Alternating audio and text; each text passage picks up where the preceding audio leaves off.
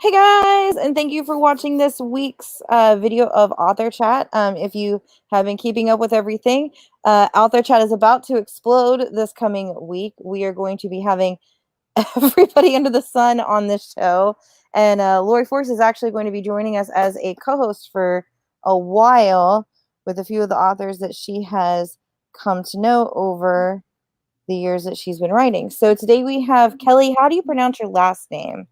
Quindlen. Quindlen, it is Quindlen. Yes. Yeah. I never know how to pronounce anybody's name anymore because I think I got it right, then I got it horribly wrong, and it's just bad things. I get asked that question more than you would think. She is the author of Late to the Party, if I get this correct here. I was looking for the book. I sat it somewhere, and I can't find it. I can help you out with that. Oh, there we go. Yes. Ooh. This is such a cute story. Like, as soon as it starts and you've got the kids all talking together, it's so adorable. One of my favorite parts of this is early on where they're all sitting down, and I'm so horrible at names, but the one girl is, explaining to the other two that, well, I kind of like this boy. And they're like, well, yeah, what else is new? Well, I kind of like somebody else too, but it's not a boy. And then the guy, he's like, oh, yes, and everything. And they're like, oh, well, hey, at least we can all talk about boys together now. And the other girl is like, well, not exactly, because I like girls. I'm like, I have not laughed so hard. Yeah, I loved writing that scene. There was like a lot of joy in that scene for me. And I had to rework it several times to balance that right mixture of that kind of like, because it's delicate, but it's also ultimately joyful. And I had a lot of fun writing that scene between those three best friends, their little coming out party too. It was perfect. I loved it. Thanks. I can definitely see, we're all quarantined and stuff right now. Hopefully we won't be quarantined all summer long and stuff. I could definitely see this book as something for people to read during the summer. School's going to be out and people can, like read with their friends. I would see this definitely as a great book club book because it definitely, has a lot of different topics in it, like the LGBT community and everything else that they could come in and do a lot of questions and stuff. Guys watching, of course, if you have any questions, please put them in the comments below and I will add them on screen. If you cannot, for some reason, comment to the video, you can tweet out, just tag me, and I will find your questions one way or the other. All right, so first off, of course, tell us a little bit about you and your books. Okay, so I'm Kelly. I am based in Atlanta. And Late to the Party is my traditional debut in the publishing industry. But 6 years ago, I also self-published another novel called Her Name in the Sky that was about two girls falling in love at a Catholic school. So that was kind of like my first experience with readers and reviews and marketing and like specifically grassroots marketing because the online LGBTQ community is just so dynamic and awesome. And now Late to the Party, which came out on Tuesday, is another LGBT young adult novel about a girl named Cody and several of her friends, and they're all queer. They run the gamut between like LGB identities. And it's the summer before senior year, and Cody and her friends are trying to make the most of it and score their first kisses and kind of like get up to some old-fashioned teenage trouble because they feel like they haven't really had the typical teenage experience. They've been kind of wallflowers. And so Cody meets this new friend named Ricky, who is more social and outgoing and extroverted. And he kind of takes Cody under his wing and introduces her to his friend group and a whole bunch of new experiences. And meanwhile, he's closeted. And so Cody brings to him this kind of confrontation of his sexuality and who he wants to be. So the two of them kind of push each other to grow in different ways. The problem is Cody never introduces Ricky or any of his world, including her new crush, to her original two best friends, Maritza and Jacori. So it's kind of like a make new friends but keep the old kind of story. And as you are going through adolescence and choosing who you want to become as a person, when you're growing, what parts of your life do you need to shed and which parts of your life do you bring along with you? And that includes your friendships and your family relationships. And that's really what Cody grapples with in this story. It was so good though. So your next title, do you think you'll stick with the LGBT themes, or are you going to change it up, or? Can confirm it's going to be very, very gay. So the next one comes out next April. It's called She Drives Me Crazy, and it's about a high school basketball player who's kind of like down on her luck. She just went through a breakup, and she's just in like a very insecure period in her life. And there's this cheerleader, the captain of the cheerleading squad. She hates her. They have this enmity between them. And then, of course, they get in a fender bender in the school parking lot, and they have to carpool to school together.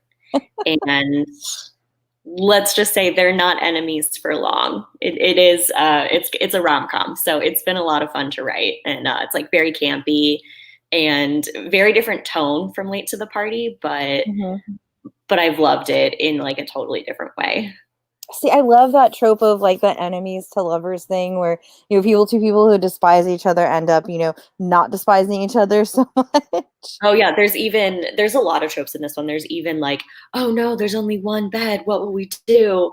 But I love that. And my sister was talking to me, and she's like, cause she read an early version of it, and she's like, you know that you're really leaning into a lot of tropes here, right? Like you're playing with a lot of romantic comedy tropes. And I was like, yeah, that's the point, because we're just starting to see queer rom-coms for adults and for teenagers. But we really don't have many for teens. And so that's what I want this one to be. I want it to be like, when I had been 16 and looking for a movie that really made me feel things, hopefully She Drives Me Crazy would be that book. That story. That sounds really cute. I can't wait. Is it by the same publisher, or? Yes, yeah, it's out through. It'll be out through Roaring Brook, which is Macmillan. Yeah. Let's see. So, what, in your opinion, are the most important elements to good writing? I feel like that question is like, what's the most important thing about like being alive? It's like, okay, right, and eating, and it's such a big question. But I think you have to love it on like a really personal, sacred level. Like if you can't, at the end of the day, kind of like retreat into yourself and be alone with your stories and your characters, then writing maybe is not for you. Because I just think it's like this very personal, meditative, like I said, sacred thing. And I try to treat it with a mixture of like practicality, but also reverence, because it's like a very important part of my life. And I try to respect that I need to keep parts of it private sometimes, like when I'm still working on something. And, sometimes like my parents or someone will ask me, well, what's the new book about? And I get really flustered, and I'm like, I can't talk about it yet. I don't want to. I can't tell you. Yeah. Which it makes me feel like a weird, like possessive person or something, but that's really not what it is. It's just that it feels so like fragile and personal and intimate. That I think you need to be able to have that relationship with your writing before you can then externalize it to the rest of the world. So like Late to the Party, I started working on 6 years ago in the spring of 2014. And it took me 3.5 years to finish writing it. Oh, wow. Before I even got an agent, and then another 6 months to sell it. And then, and so we sold it 2 years ago. So it's been a 6-year process, but those first few years of working on it, I kept it pretty close to the chest. And now I am so comfortable with it that now that it's out in the world, I'm like, yes, honey, go do your thing, fly, spread your wings. But now I'm, looking forward to the next books and having like my secret private time with them. So yeah, I know that's not really like a practical answer to your question about like tools. It works. best writing practices or whatever. It's more of a philosophical answer, but I do think that that's really critical. So do you think that you'll stay within the realm of contemporary fiction, or do you think you'll branch out? I think contemporary is like my natural sweet spot. I don't know that I'll never go into something else. But for now, I think I'll stick with contemporary. You know, we'll see. So, you know, it depends on where this imagination yanks me. Love it. Where did the title "Late to the Party"? How did that title originate? That was my editor's idea. So the original title for this one was called "Cody Teller is a Real Teenager," because that's kind of one of the things that she struggles with the whole time, right? Is how do I become this standard idea of what a teenager does? And it was kind of a mouthful, that title. And my editor and I were talking, and you know, the sales team at Macmillan was like, we need something a little more snappy. And so then they thought we could call it "You Should Get Out More." But I thought that sounded a little too snarky and maybe not sensitive enough to Cody and some of her friends being more like anxious and, you know, wallflower types. And so eventually Makisha came up with the idea of "Late to the Party. And the minute I read it, like, I think I checked it on my phone. I checked my email on my phone and I saw "Late to the Party," and I was like, that's it. You know, it was the lightning bolt. And I emailed her back immediately, and then I tweeted at her, and I only used emojis that represented "Late to the Party." So I sent like a clock and like a girl running and like a party hat, because I was trying to be all cryptic, like, "Hey, Makisha, I see you." Love that. But yeah, it's the perfect title. I mean, it's so perfect. It works on a literal level because Cody does show up late to a party, which ends up changing the course of the novel. But then just broadly, it works in terms of her feeling like she's late to this teenage experience, Ricky feeling like he's late to this experience of being an out LGBT person. You know, like every kid in that novel feels that they're late on the scene in some way. Definitely. I really like it because, you know, like you said, it talks for the book in a whole bunch of different areas, and it just works so well.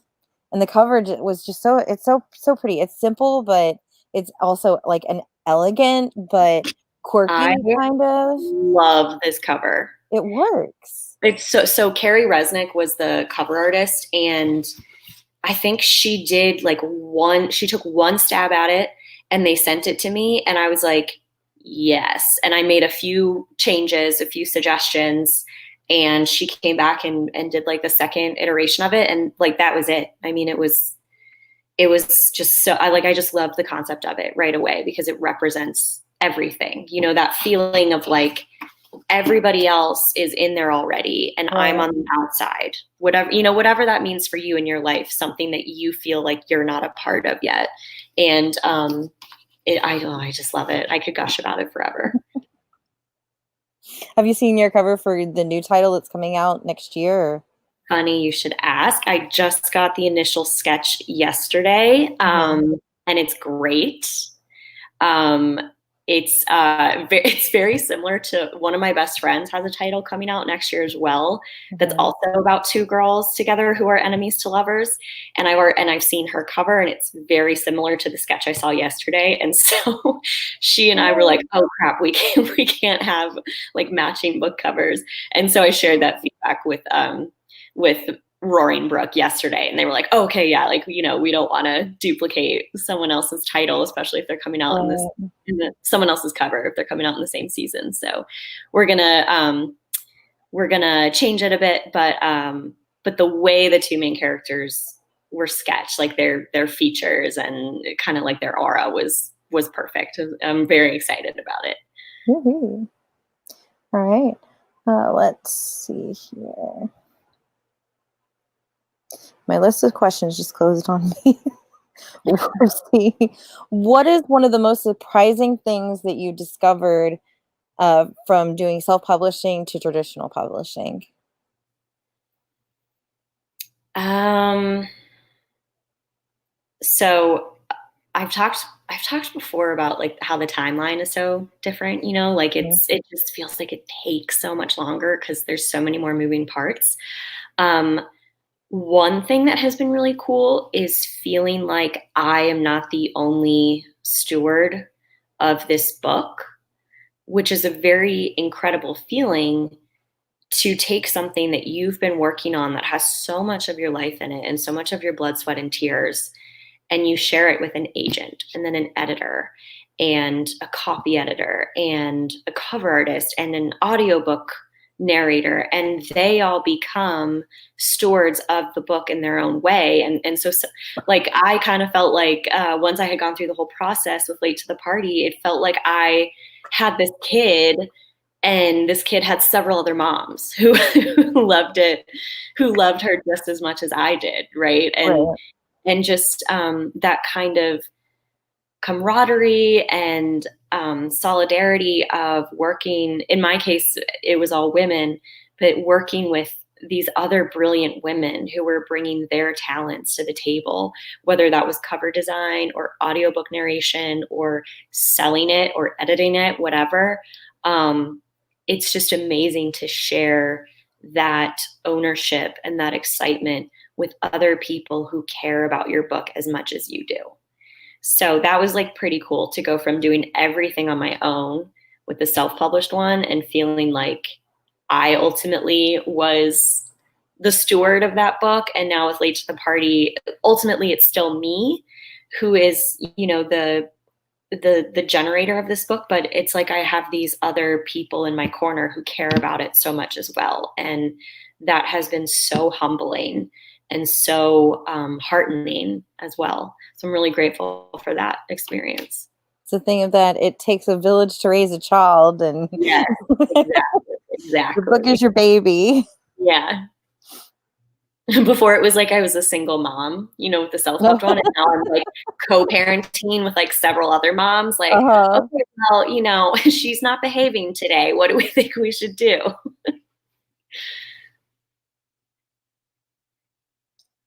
See, I am so sorry. My brain is just, I should not have fallen asleep today at all, You've got quarantine brain. It's apparently. okay. And I'm not even really in quarantine because I'm still going to work. Oh yeah? And my brain, I feel so fuzzy today. Well, now that you've got your second book, well, your third book is getting ready to come out next year. Mhm. Have you already started on your fourth book? Not yet. I have some ideas, but we'll see. But I actually like told myself yesterday that as soon as I get this next book completed and sent off to my editor, I'm not allowed to do any writing for 2 weeks because I just need a break. And Mhm. I have to set those parameters for myself because otherwise I'll like get, be hard on myself and be like, you should be writing. So I decided, okay, once it's sent in, no writing, no thinking about writing. I'm just going to relax. I'm going to read. Got to catch up on my reading, like, because there's so many good books coming out. And I haven't watched any movies during quarantine. Like, over the last 6 weeks, I've watched one movie, and it was Portrait of a Lady on Fire, and I watched it twice. But other than that, I like haven't really watched much because I've just been so preoccupied with promo for Late to the Party and then trying to Right. finish the final draft of She Drives Me Crazy. So yeah, I need some like some downtime within this quarantine downtime. Feel you there. Yeah. So what are you reading right now then?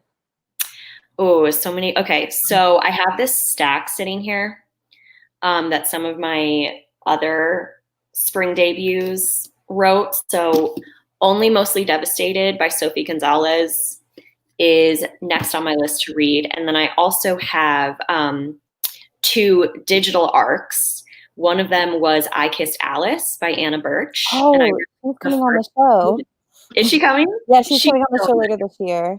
She's so nice. And she's also a Southern girl. She lives in Alabama and her book takes place Mhm. in Alabama, which is cool. So yeah, I'm going to read that digital arc. Her And then cover looks also, so cute. say what? Her cover looks so cute. I know, it's really cute. And I've only read like the first 15 pages, but I like it so far because it's like these two girls who write Alice in Wonderland fan fiction together, which Mm-hmm. is I I just did love not that. know. I don't read the flapjackets or anything. I just had a horde Okay. of people like, "Hey, I want on the show." Okay, sure. What's your book? Type it in. Okay, done. Yeah, yeah. I have Well, no I idea think what it's going to anything's be a good about. one, and I love that it's set in Alabama because I love Mhm. queer books that are set in the South. Like I just love them. Then I've also got the Falling in Love montage by Mhm. Sarah Smith, which is also two girls falling in love. I think that one comes out in maybe June. But yeah, so I've got those three on my list. And then my friend Julian Winters, who is also here in Atlanta, I have his latest How to Be Remy Cameron, which I haven't Oh, read yet. cute. So very excited for that. Um, yeah, and that's all I got so far. Just those 4 books that I need to read in the next couple weeks. Oh, to take a couple weeks to read 4 books would be amazing. I've got like, let's see, 3, 4, 5, 6. I've got like 7 sitting on my bed that I have to finish. Hopefully, somewhat this weekend. How do And the you do weekend's that? already half over. I Like have no how life. do you schedule yourself to read? I asked Dahlia Adler this one, or like I think I tried to ask Dahlia Adler this once. Like, Mhm. how do you schedule your time to read so many books? I've been procrastinating a lot lately.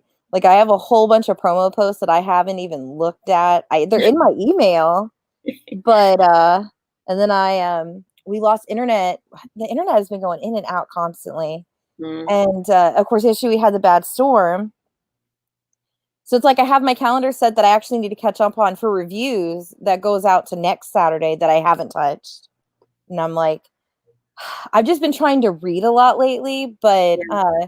after 10 years of this, I read pretty quickly. Mm, Like the Iron Flower, it's like over 500 pages long, and I think I'm at like 3 hours into it already, and I'm at what page am I on?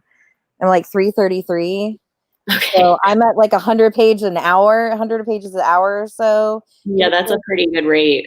Yeah, so, when you know you can finish a 300-page book in, like, 2 hours and some change, you can bump out a couple of books a day if they're smaller. Uh, Yeah. but, carving out time, basically, my kids are 15 and 9. They are pretty much, good on their own. Excuse me. My allergies have been running amok, but, and then I only work Tuesday through Friday. So, and I work in a used bookstore. So, Oh, cool. I can basically just come home and bar myself in my room and sit here and read. And then That's a if lot. my husband's not working, then he can take me back and forth to work so that I can read in the car. I try Nice. and get out of driving as much as I can. Nice. Let's see.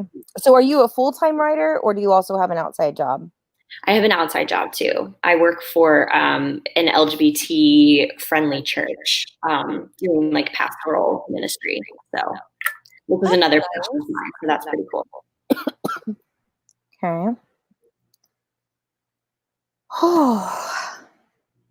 If you had to pick a theme song for Late to the Party, what would it be? Oh, man. There's a bunch of songs that I like for this book, but one of them that always made me think of like all of the characters together is Under the Same Sun by Ben. I think it's Ben Howard. Let me check that. Hold please. I don't want to I don't want to give you guys I don't want to like miscredit an artist. Um let's see. Yeah, Ben Howard, Under the Same Sun, because it just feels like such a summer song to me, and it makes me think of a lot of the emotional beats going on in the book. Oh, okay, I'll have to check that song out.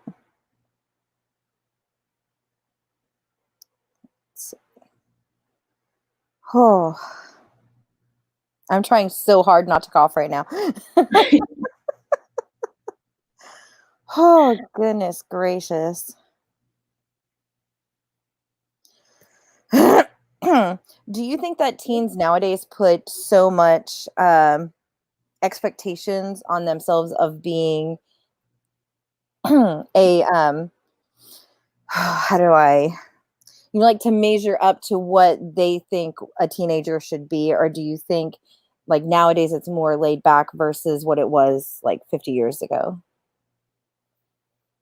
I really don't know. I mean, I have some teenagers in my life that I work with, um, doing like LGBT Catholic ministry, and I see them putting a lot of pressure on themselves um, with schoolwork, and so, and even just taking on the burdens of um, advocating for social justice, Hmm. which is, I think, that is something that I see in today's teenagers that I did not necessarily see when I was in high school Hmm. 14, 15 years ago.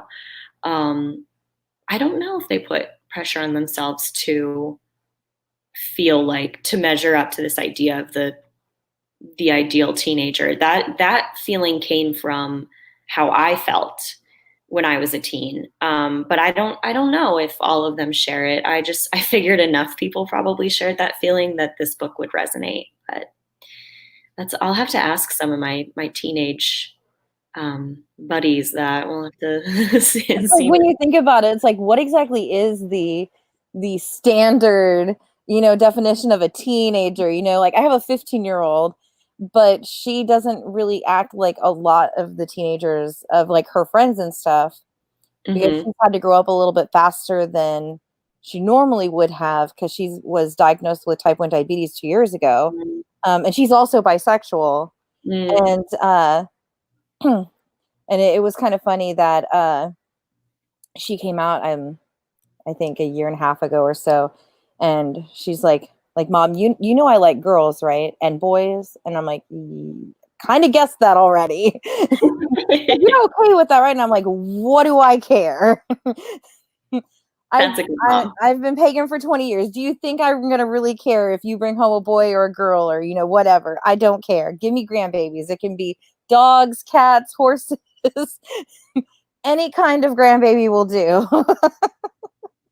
Well, I feel like Cody, that's one of these questions, right? Is she kind of takes on this burden of Mhm. believing that there's a certain kind of teenager she's supposed to be. And a lot of that pressure comes from our culture, especially American Right. culture.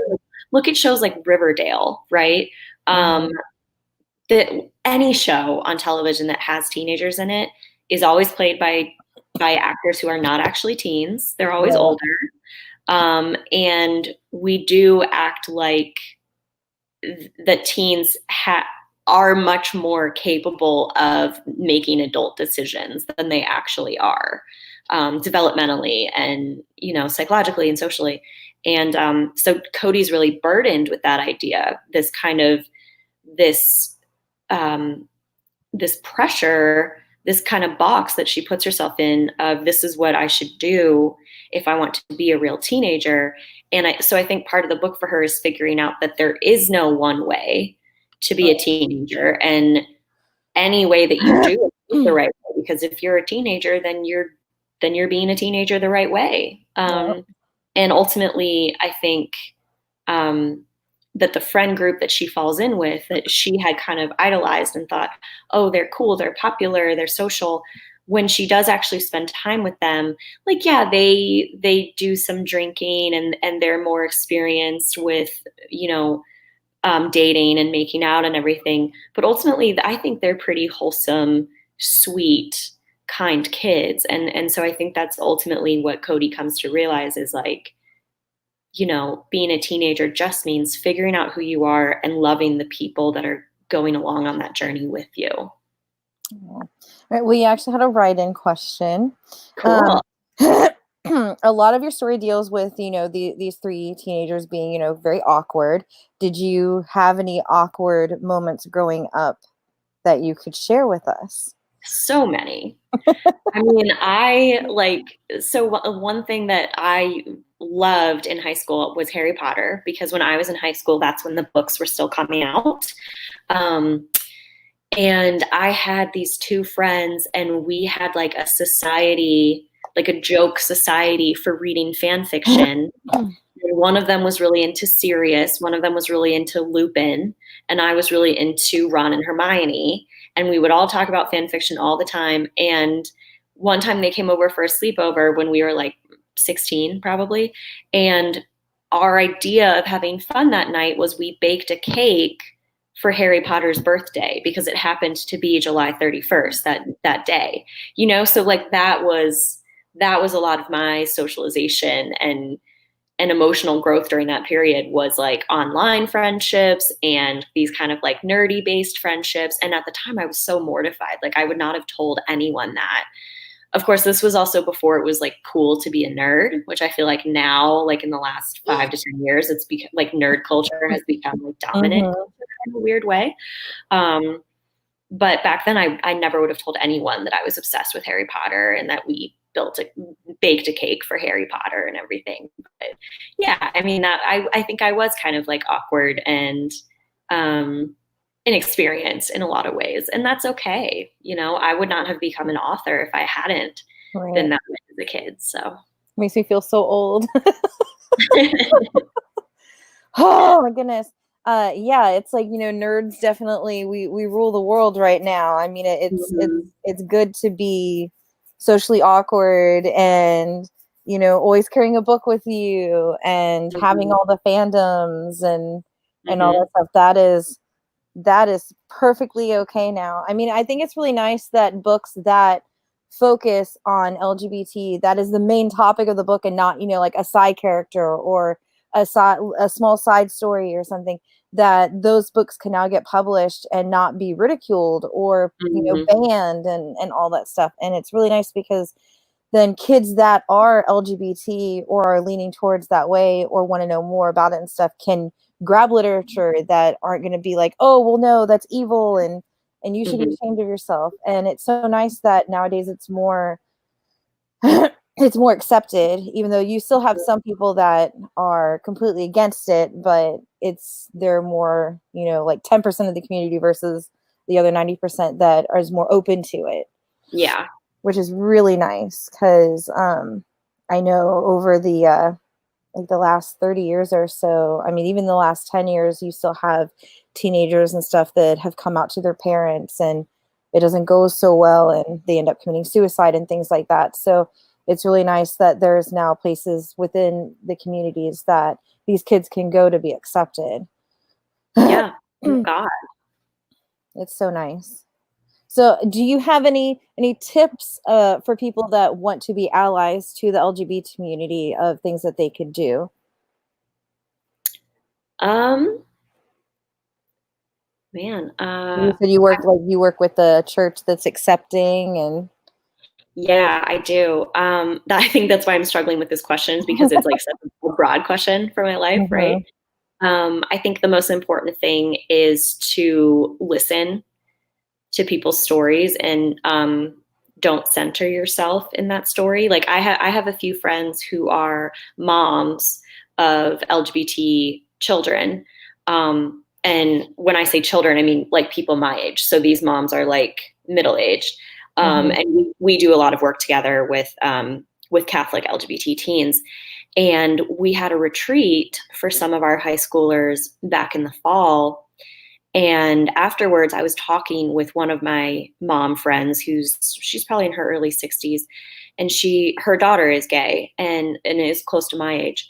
And she said, Kelly, for the first time, I understood that like the pain that I've gone through as a mom watching my kid come out and our family going through like because when a kid comes out the whole family comes out and she said listening to these teenagers today I really understood for the first time that her story it really doesn't matter. It doesn't hold a torch to the stories of the actual kids who are going through this coming out process and learning to embrace their identity. And I think that there's also a misconception right now that suddenly everything's fine. that Mm-hmm. we've made so many strides on the LGBTQ front that it's not hard to come out anymore. And I have seen that that's absolutely false. Right. Um, a lot of teenagers that I work with are still having a hard time. I think more of them are having an easy time than would have happened 10 years ago, 20 years ago. But some of them still are really struggling because their parents are still struggling, or there are still kids in high schools that are bullies. And Right. um, so I guess my advice would be to, if you really want to support an LGBT person in your life or someone from any marginalized identity, sit next to them and listen to their story and take yourself out of the equation and just really, really try to practice that empathy and listen to them and engage with their story in a way where you feel like you are walking in their shoes, which is an enormous gift that they can give you. It takes a lot of grace and a lot of courage for an LGBT person to share what it is like to be an LGBT person, because it is a lot harder than people realize sometimes, and in these small little nuanced ways. And so if there is particularly a young person in your life that you want to support, please humble yourself, put your best listening ears on, sit with them, absorb their story, ask questions about their story, ask questions like, how did it make you feel when that happened? Or did you have any conflicting emotions when such and such happened? I mean, really try to go deep with them and understand the life that they are leading and walking through every single day. Hopefully in like years to come, with like the new generation of like my kids and their kids' kids, hopefully in 20, 30 years, it won't be, oh mom, I'm gay. It just won't matter anymore, if Mm-hmm. you're like boys, girls, or whatever. And Mm-hmm. coming out won't be a thing anymore, because it'll just be accepted. And because I mean, if you're straight, you don't have to come out. Right. And hopefully that whole thing of coming out just won't be a thing anymore. I remember a show being on the TV forever ago. It was Starcrossed, and in their culture, they boys, girls, it didn't matter, and Mm. they didn't have to come out about on what gender they liked. It was just automatically accepted. So hopefully we're in line for something like that down the road. And because I mean, personally, I don't, all this thing about like marriage equality and all this stuff. I didn't have to have permission to marry my husband. So why should somebody else have to have permission to marry another adult, be them boy, girl, transgender, or whatever? It Mm-hmm. shouldn't have never been a thing to begin with. They should just automatically been able to marry somebody that they loved. Yeah, Makes me so mad. I can see that. Yeah. And it's like, hopefully down the line it just becomes even more accepted, and kids will stop taking their lives, and parents will be more accepting, and the world will just be a better place for it. Yeah, I hope so. Well, thank you so much for coming on the show today. Yeah, I will toss you the link to the actual video, so if anybody else asks questions and stuff, you can answer those there in a comment. And you can also share the video, of course, or pop it on your website or anything that you want to do with it, because it's your video. woo-hoo. Well, thanks for having me, Jessica. This was nice. I mean, I'm glad the weather worked out today, and Yes, I hope your allergies feel better. I haven't heard any thunder in here, and I haven't had any messages pop on my phone like lightning strike in 10 minutes. Get cover, seek cover immediately. I'm like, oh great. It was bad yesterday. Oh. Mm. Well, when your next book comes up, either on NetGalley or wherever for review, let me know and I'll go see if I can snag it, because I definitely want to read it. Awesome. That sounds amazing. I love the books. So thank you so much for coming on. All right. Thanks for having me. Take care. Guys, of course, thank you for watching. If I can find my calendar over here somewhere, I can let you know who is coming on next. Our next show will actually be on the 27th with Shayla Patel. If I'm pronouncing that correctly, I am so sorry. She is an indie published author or self-published author and of Soulmated. And Lori Force will actually be joining us for that show. I think that's a Monday. Yes, that is Monday. That show will be at 5 p.m. Eastern Standard Time. After that, we also have one on the 28th. It'll go Monday, Tuesday, Wednesday. Cersei Remy Murphy, author of Order of the Seers. And then Celine Callan for April 29th for Starlight. And then, let's see. And then I think we're into, the 29th. And then the 1st of May, I will be releasing here soon. You guys can always, of course, check out the website crossroadreviews.com for the latest updates on who is coming on this show. They are all listed at the link at the top. At the far right, this is author chat, so you guys can check that out. If anything, I will be updating that later today because I have all these other authors to add to there. But I'm so excited to talk with all of you guys, and I hope you guys had a fun time. Of course, there is an author that you would like to see on the show, please tweet or Instagram or Facebook, however you wish to contact them, and give them my information. And I'll catch you guys later. Bye!